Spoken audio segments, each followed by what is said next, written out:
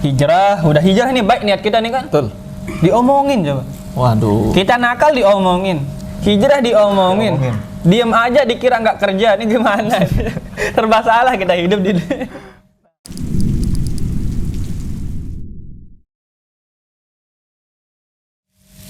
Oke. Bismillahirrahmanirrahim. Assalamualaikum warahmatullahi wabarakatuh. Ya teman-teman pemuda hijrah Lombok, kembali lagi di acara kita. Apa namanya sih? Bantai. Bincang santai sambil ngegrill. Bantai ya. Kapan lagi kita bincang santai sambil ngegrill? Jadi ini insya Allah kita grill daging halal ya. Insya Allah halal ya. Insya Allah halal. Ya, di bincang santai kali ini kita bakalan jawab pertanyaan-pertanyaan dari netizen yang maha benar ya. Yang udah nanya di Instagram saya. Jadi kita akan jawab satu persatu pertanyaan-pertanyaan yang udah masuk. Gimana sih? Kita jawab ya. Boleh. Ini tapi pertanyaan ini banyak yang aneh-aneh ya. Tapi insya Allah lah. Karena di sini ada Gozi, ada Fayadi. Yang Masya Allah. Ya, insya Allah kita bisa jawab semuanya. Luar biasa. Nih kita coba jawab saya. Yang pertama. Yang serius apa yang enggak ini dulu nih? Nah, enggak ada, kita random ya. Random ya. Random, kita acak-acak nih. Hewan apa yang punya banyak sepatu? Hewan apa nih punya banyak sepatu, Syekh? Kaki 1000. Kaki 1000 pakai sepatu emang, Syekh? Kan dia banyak kan, apa namanya? Kakinya banyak, otomatis butuh sepatu banyak. Nah, gimana para ahli? Jangan saya enggak nih, sikapnya aja. Terus apa itu sebenarnya? Wallahu alam, kita nggak tahu ya. Wallahu Karena ta'ala nggak pernah alam ada itu. risetnya. Nggak pernah ada risetnya. Serius, pertanyaannya yang kayak tahu tuan guru yang ditanya tuh. Nah, ke pertanyaan selanjutnya. Pakai sepatu. Nah, ini nih, Syekh. Kak, gimana kalau kita kayak banyak ujian gitu dan sering sedih? Nah, ini gimana, Syekh? Nah, Ini udah banyak ujian, sering sedih lagi. terus dia beban keluarga. Gimana nih, Syekh? Nah, jadi kalau yang misalkan kita hidup ya, yang kemudian ada banyak yang bikin kita sedih, maka itu sebenarnya kita harus bersyukur. Bersyukur. Apa sebabnya ya? Itu berarti Allah Subhanahu wa taala lagi kasih kita ujian. Apa fungsi ujian? Untuk meninggikan derajat kita. Kalau kita mampu untuk menghadapinya dengan penuh dengan kesabaran dan juga keyakinan bahwasanya sebagaimana sabda Nabi sallallahu alaihi wasallam, la yuqaddirallahu illa khaira. Allah itu tidak mentakdirkan sesuatu kecuali di baliknya itu ada sebuah kebaikan. Hikmah. Nah, jadi pasti akan ada hikmahnya. Mungkin sekarang kita masih sedih, tapi mungkin 2 bulan yang akan datang, 3 bulan yang akan datang, mungkin kita akan bilang, oh untung dulu saya diuji seperti itu, maka sekarang saya jadi orang yang lebih kuat, yang bisa menghadapi masalah dengan baik, maka saya sekarang sudah jadi orang yang lebih baik. Lantaran dulu saya ya ditempa, diuji, saya nangis, ya maka sekarang saya jadi orang yang lebih kuat. Nah, jadi mungkin sekarang dikasih kita sedih, itu artinya Allah ingin meninggikan derajat kita dan ingin menguatkan kita untuk sebuah hal yang luar biasa di masa yang akan datang, yang kalau kita nggak diuji dulu, mungkin kita nggak layak untuk dapetin hal yang luar biasa lebih baik depannya. Ya, di masa yang akan datang. Berarti ini jadi seperti itu. Tentang mindset ya. Mindset sebenarnya. Mindset. Jadi kita tidak mengira bahwasanya ujian, tangis itu hanya soal hal-hal yang buruk. Iya. Padahal banyak orang yang menangis karena dosanya itu justru Allah lebih cintai. Iya. Daripada orang yang tertawa bahagia di balik dosa-dosanya. Dosa-dosanya, betul. Dan jadi, bahkan di dalam sebuah hadis Nabi sallallahu alaihi wasallam ya bilang, la yalijunnar man baka min khasyatillah. Tidak akan masuk neraka orang yang menangis lantaran takut kepada Allah Subhanahu wa taala. Nah, jadi apa namanya, nangis itu enggak melulu ya ialah hal yang negatif. Bahkan ya banyak ya tempat-tempat yang justru menangis itu lebih baik daripada kita tertawa. Nah, jadi bukan masalah menangisnya, tapi apa sebabnya kita untuk menangis. Kalau kita menangis itu lantaran kita ingat dosa, ya lantaran kita takut kepada Allah Subhanahu wa taala, justru itu baik. Tapi sebaliknya, kalau kita nangis ya dengan hal-hal yang enggak ada gunanya, Tangisin yang mantan nggak gitu. ada- Iya.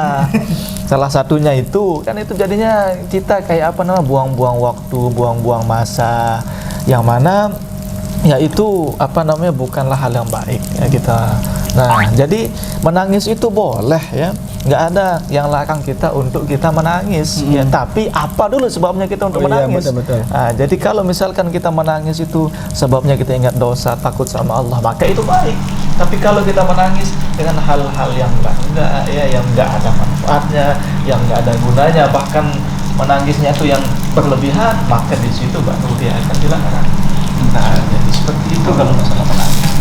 Nah, Jadi jangan mengira bahwasanya ujian itu justru tanda Allah benci kita. Enggak ya? tidak. Karena ujian itu justru tanda sayang. Tandanya Karena sayang. mungkin ibadah kita kurang, maka Allah kasih kita ujian agar kita bersabar dalam ujian-ujian itu. Karena pahala sabar kan tanpa batas, kata Allah. Ah, betul. Mungkin gitu. Ya, dan Jadi apa namanya juga, Allah itu ya, kalau kita pakai bahasa yang gaul, Allah itu punya love language. Apa namanya, bahasa untuk apa namanya, cinta. Nah, jadi sebagaimana yang disabdakan juga, innallaha idza ahabba qauman yusib minhu. Ya, Allah itu kalau dia sudah cinta sama suatu kaum, sama seorang hambanya, yusib Dikasih minhu, ujian. Allah kasih ujian. Nah, dan itu apa namanya, fungsi dikasih ujian, cobaan, masalah, tangis bukan ya untuk merendahkannya, tapi justru untuk meninggikan derajatnya serta menguatkannya. Sebagaimana sebuah pohon ya, semakin dia tempa angin. ditempa oleh angin, justru akarnya akan semakin kuat. Betul. Masya Allah. Jadi seperti itu yang diinginkan oleh Allah Subhanahu wa taala. Allah kasih kita ujian supaya kita lebih kuat. Nah, dan Tambah ingat Allah juga. Gitu. iya betul. Nah, dan setelah kita jadi orang yang lebih kuat, mungkin ada sesuatu yang besar yang Allah siapkan untuk kita yang tidak bisa dihandle kecuali oleh orang-orang yang kuat. Masya Allah. Mungkin di masa depan tuh kan ada Masa depan. Allah takdirkan kita hal yang indah nih. Betul. Tapi dengan kemampuan kita sekarang, ini belum cukup hambaku Nah, nih gitu. itu dia, Ini makanya. belum mampu hambaku nih. Nah. Maka Allah kasih ujian, Allah kasih Iya. ujian, Allah kasih ujian. Betul. Terkadang kita nangis, mungkin Kita kita nangis. kecewa, tapi nggak apa-apa karena itu proses dari kehidupan ini. Iya. Makanya kita jadinya harus bersyukur dan memperbaiki mindset kita. Bagaimana kita memandang ujian itu ya. Iya, betul. Nah, dan hal yang sama juga dialami oleh apa namanya, pohon kurma. Nah, Betul. nah, jadi di Arab itu kalau mau nanam pohon apa namanya, kurma itu, nah bijinya itu yang pas dia udah ditanam, ya itu dia di apa namanya, di iniin dulu pakai apa namanya itu, batu. Batu. Nah, jadi nah dia tuh jadi dibuat sulit untuk tumbuh. tumbuh, ya, supaya apa? Supaya akarnya itu kuat. Nah, itulah sebabnya pohon apa namanya, pohon kurma itu dia sangat kuat ya. Nah, itu dia mau cuaca sepanas apapun, sedingin apapun, dia masih tetap kuat untuk berdiri. Mengapa? Lantaran dia itu terbiasa dengan ujian. Nah, jadi itu juga yang Allah Subhanahu wa taala mau. Ya, Allah kasih kita ujian, Allah kasih kita cobaan untuk menguatkan kita. Untuk apa? Supaya kita jadi orang yang lebih kuat, agar kita pun layak dan pantas untuk mendapatkan hal yang luar biasa di waktu yang akan datang. Masya Allah. Seperti itu. Itu ya netizen. Makan dulu, makan itu jawabannya. Saya dicoba. Ya. Gosong. Kosong dia. Sampai gosong saking Sampai serius gosong, kita saking seriusnya ngobrol. kita. Emang ini yang nanya ini Bahas kurma. ini jarang-jarang ada netizen yang nanya serius. Masya Allah. Ini kebanyakan nih Kapan ada yang nanya nikah? kapan nikah, gitu. Lagi di mana sekarang. Ini apa? Oke, kita ke pertanyaan selanjutnya kita coba ya. Jadi yang tadi itu yang penting bagaimana kita memandang ujian. Pertanyaan selanjutnya nih, Kak, gimana cara balas budi sama orang tua? Nah, ini balas Nah. budi. Nah, jadi namanya kita ya untuk bisa membalas budi dari ibu kita, ayah kita. Sebenarnya kalau kita ingin membalas ya dengan setimpal itu tidak akan pernah bisa. Nah, jadi tidak akan pernah ada anak yang bisa untuk membalas budi ya daripada orang tuanya dengan balasan yang setimpal. Itu tidak akan ada ya yang bisa untuk ya balas budi dengan yang setimpal itu. Nah, tapi Allah Subhanahu wa taala tetap memerintahkan kita ya untuk kita berlaku baik kepada kedua orang tua kita. Nah, jadi apapun yang misalkan disuruh ya kita misalkan disuruh untuk makan, ya kita makan. Atau kita disuruh untuk mengaji, ya kita mengaji ya, dan seterusnya. Nah, jadi pokoknya hal-hal yang baik ya apapun itu, dan juga kita selalu ya berusaha untuk berkata kepada ibu kita dengan lemah ayah kita lembut. itu ya dengan kata-kata yang lemah lembut. Bahkan untuk kita bilang saja itu kan kita sudah dilarang, apalagi dengan kata-kata yang lebih menyakiti. Nah, jadi tentu itu akan lebih dilarang lagi. Nah, jadi cara untuk kita berbakti ataupun ya membalas budi itu sebenarnya adalah lakukan apa yang bisa membahagiakan mereka dan tinggalkan hal-hal yang bisa mengecewakan mereka. Nah, dan kalau kita ingin membalas budi dengan yang setimpal, itu tidak akan mampu ya. Nah, jadi yang bisa kita lakukan ya itu adalah laksanakan apa yang bisa membahagiakannya, tinggalkan apa yang bisa melukainya, menyakitinya, selama itu memang tidak melanggar syariat daripada Allah Subhanahu wa taala. Nah, jadi seperti itu. Nah, jadi kalau pandangan saya nih ya, sebenarnya kalau kita balas budi sama orang tua tuh nggak akan pernah cukup. Betul. Karena nggak akan pernah cukup. Makanya Allah memerintahkan kita untuk berbakti sama orang tua. Karena bentuk bakti itu kan banyak luas. Bahkan ketika orang tua kita wafat, bentuk bakti kita tuh masih bisa berjalan. Sedangkan kalau kita balas budi, artinya itu hanya hal duniawi saja. Gitu. Dan itu nggak akan pernah cukup. Walaupun kita kasih orang tua kita emas, berlian atau apa, itu kan nggak akan pernah cukup. Tapi makanya Allah memerintahkan kita akan berbakti sama orang tua kita. Iya. Karena kenapa kita balas budi itu beda? Nanti ketika dari kecil perlakuan orang tua kita beda, perlakuan orang tua kita mungkin nggak enak dalam hati kita, mungkin kita akan malas buat balas budi, nggak mau balas budi sama orang tua kita gitu kan? Karena perlakuannya nggak enak. Atau kita misalkan anak yang kedua, anak pertama aja yang dieluh-eluhkan, yang dikasih apa gitu kan? Nah, itu kalau balas budi. Karena budi balasan yang kita mau balas itu kan nggak ada artinya. Orang tua kita mungkin memperlakukan kita hal buruk. Tapi kalau kita berbakti itu karena apa? Satu dasar, ya ini Allah yang perintahkan. Kalau kita berbakti, Allah yang perintahkan. Kalau kita balas budi, itu kalau kita ngerasain hal baik gitu. Kalau mungkin orang tua kita nggak memperlakukan kita dengan baik, mungkin kita nggak akan balas orang tua kita kan? Nggak akan balas budi sama orang tua kita. Makanya satu perintah yang mutlak itu adalah berbakti sama orang tua, karena ada satu dasar yang paten gitu, karena Allah yang perintahkan. Mungkin kalau nggak Allah yang perintahkan, mungkin banyak kita dengar kisah-kisah para sahabat mungkin yang orang tuanya masih non-Islam, bahkan memusuhi dia dan sebagainya. Mungkin udah memperlakukan hal buruk, tapi karena satu perintah ini berbakti, dia tetap berlaku baik sama orang tuanya gitu. Masya Allah. Jadi gitu ya. Jadi seperti itu. Bahkan kadang-kadang kan ujian itu datangnya jadi dari keluarga juga gitu kan. Dan itu adalah sebuah ujian yang paling sulit itu, yang datang dari dalam sebenarnya. Dari dalam, dari keluarga ya. Iya.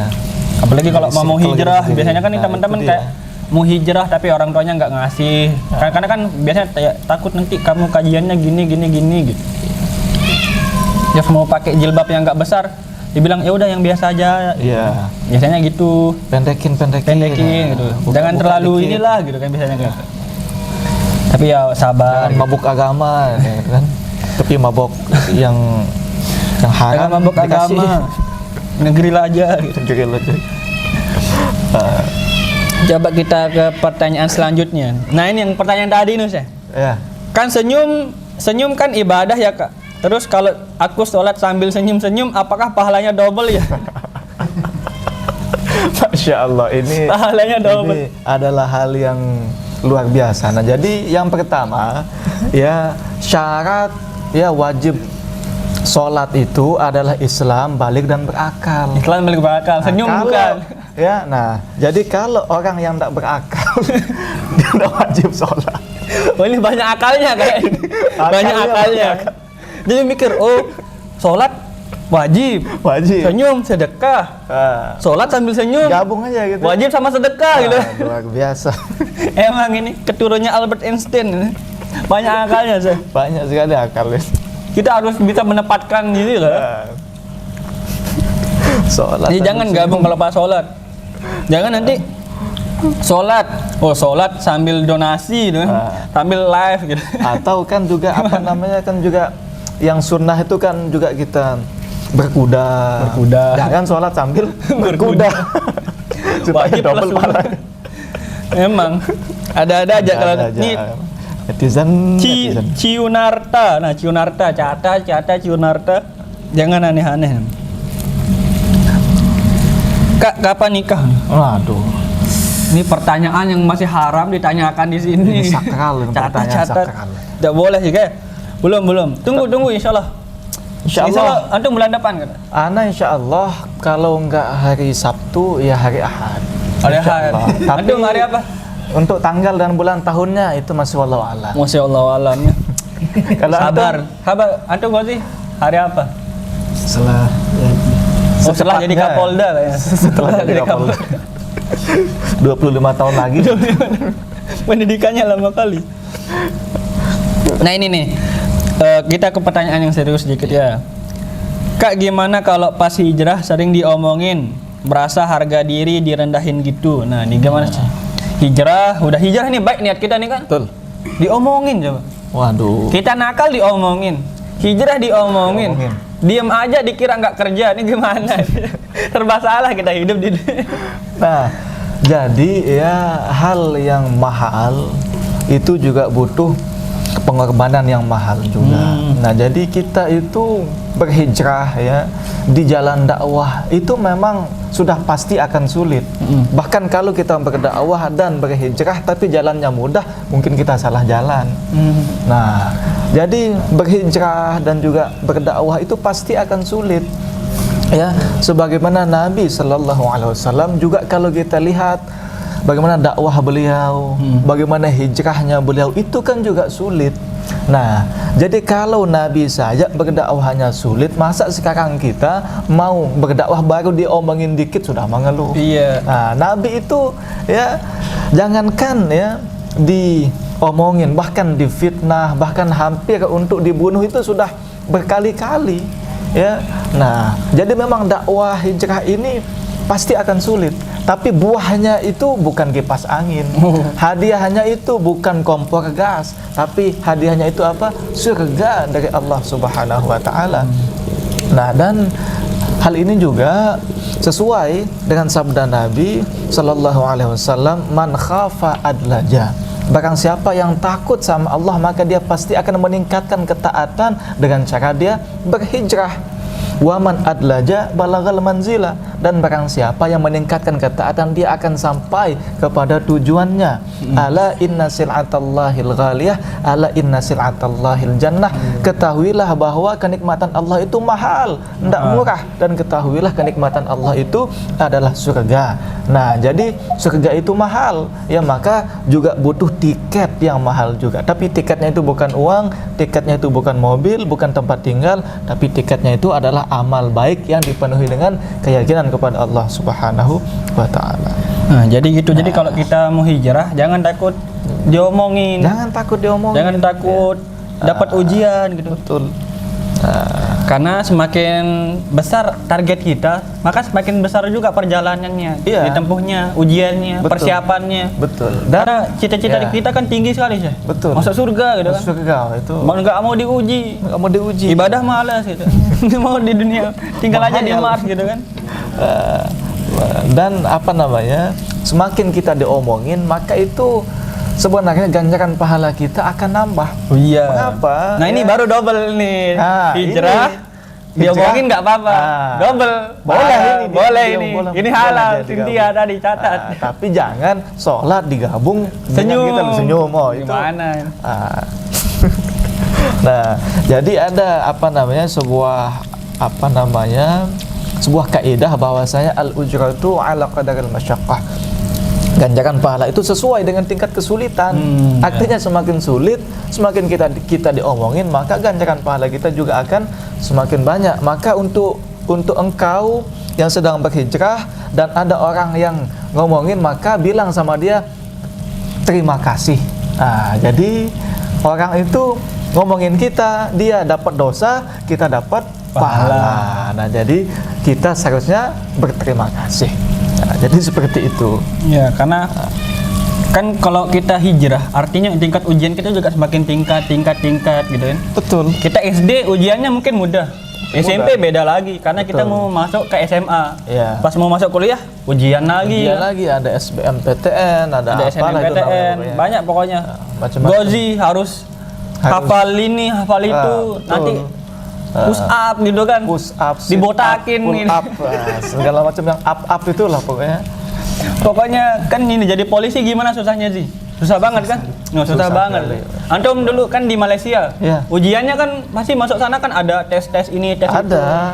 Nanti visa dan sebagainya betul. kan. Visa dan segala Ribet. macam. Tapi karena kita punya cita-cita yang tinggi, karena kita punya keinginan yang tinggi, maka pengorbanan kita tuh harus lebih Iya. besar gitu. itu- Apalagi untuk mendapatkan dia. Beda lagi ini ya sih. Agak sulit kalau Agak itu. susah. Agak susah.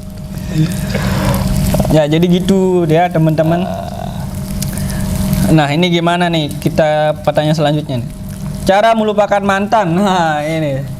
Cara untuk kita bisa lupa dari mantan itu sebenarnya simple. Simple. Nah, jadi saya sering bilang kalau cara terbaik untuk melupakan adalah mengingat. Nah, Gimana? Jadi nggak connect nih. Nah, jadi cara yang terbaik untuk melupakan adalah kita mengingat. Nah, jadi kalau kita ingin lupa dengan si A, maka kita harus ingat. Tapi yang kita ingat bukan si A, kita ingat yang lain. Oh, iya. Nah, jadi seperti itu ya saya maksud. Kirain. Nah, jadi kalau misalkan mau lupa dengan si A, maka kita ingat sesuatu yang memang pantas untuk diingat. Kita ingat ya, ada zat yang maha berkuasa atas segala sesuatu, yang ngasih kita segala sesuatu yang kita pakai, itu jauh lebih pantas untuk kita ingat daripada orang yang hanya meninggalkan luka dan air mata. Nah, gitu sih. Nah, Move on. jadi ingatlah ya sesuatu yang mendatangkan kebahagiaan dan kegembiraan, bukan sesuatu yang mendatangkan luka dan air mata. Nah, jadi seperti itu. Nah, jadi cara terbaik untuk melupakan adalah mengingat. Nah, jadi kalau mau lupa sama dia, ingat tapi Ingat. yang lain, Ingat yang lain. jangan diingat-ingat itu. Ingat yang lain, bukan cari yang lain ya. Ah. Catat. Ini sering nih. Oh, ingat yang lain. Oh, ingat si A lah si B. Bukan. Gebetan baru gitu. Bukan. Jadi ingat yang lain. Karena kalau kita cuma mengingat masa lalu yang membuat kita terluka, menangis, maka hidup kita ya bakalan gitu-gitu terus. Iya. Gitu. Nah. Kita harus move up gitu. Kalau move on kan pindah ke satu, ke samping, Iya. kiri lagi ke sini. Move out itu move on-nya ke atas gitu kan. Ya, ke atas betul. Dan Kalau juga jangan lupa untuk mencari hal-hal yang baik ya, atau kesibukan yang bisa buat kita lupa dengan orang betul, yang betul. selalu ya kita pikirin ya. Nah, jadi carilah teman-teman yang baik, carilah kawan-kawan yang baik, carilah kesibukan yang positif ya, maka nanti lama-kelamaan kita pasti akan lupa dengan orang yang dahulu sudah menyakiti kita. Nah, jadi ya, ingat orang yang layak untuk diingat, dan yang paling layak untuk diingat itu tentu Allah Subhanahu wa taala. Dan jangan lupa untuk mencari kesibukan yang positif, kawan-kawan yang baik. Nanti itu semua akan membantu kita untuk cepat move on, move up, dan move away. Jadi kita cari kehidupan biar kita tuh fokus pada kebahagiaan. Betul. Bukan hanya fokus kepada luka dan kekecewaan gitu. Kekecewaan. Ini pertanyaan dari Rani Rizkia 02. Oh, ini mungkin udah 02 kali dia dilukai ini. Nolnya 2 kali. 02 kali. Lobang di hatinya udah 2 gitu maksudnya. Iya, kita ke pertanyaan yang selanjutnya nih. Bagaimana? Mana nih ya? Pertanyaan dari Dari Rensih underscore. Kan anjing dan babi haram. Kenapa Allah menciptakan? Nah, gimana nih?